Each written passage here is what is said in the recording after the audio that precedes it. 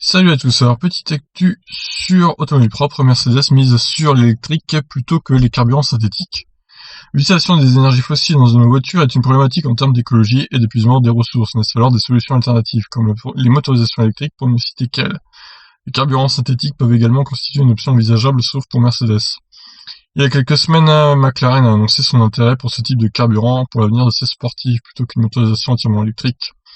Avec des réserves toutefois sur la viabilité de ce choix dont la technologie est encore à l'étude à Woking, mais aussi chez Volkswagen ou Mazda. Car si l'essence synthétique afficherait des émissions 2 fois moins importantes en sortie d'échappement d'après quelques rares essais sur banc, la fabrication par liquéfaction du charbon ou de roches diverses se révélerait plus coûteuse.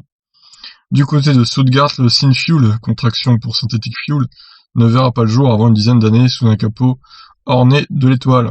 C'est ce qu'indique Markus Schäfer, le responsable du département recherche et développement chez Mercedes. Nous avons décidé que notre voie sera d'abord électrique. Lorsque nous développons de nouvelles plateformes, nous pensons à l'électricité. Si vous avez une énergie abondante, la meilleure utilisation est de la mettre directement dans une batterie. C'est pas idiot. Schäfer de continuer.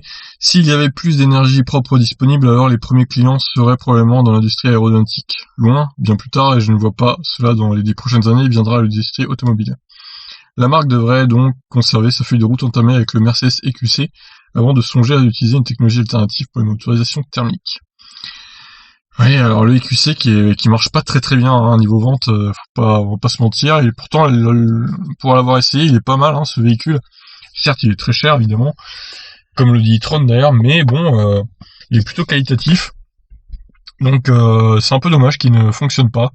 J'espère que les prochains véhicules électriques de chez Mercedes auront plus de succès, comme le futur EQA, qui devrait être un SUV plus compact du coup, et moins cher. Bon, on verra bien. Sur ce, qu'en pensez-vous? Est-ce qu'ils ont raison de pas miser sur les carburants synthétiques? Ciao.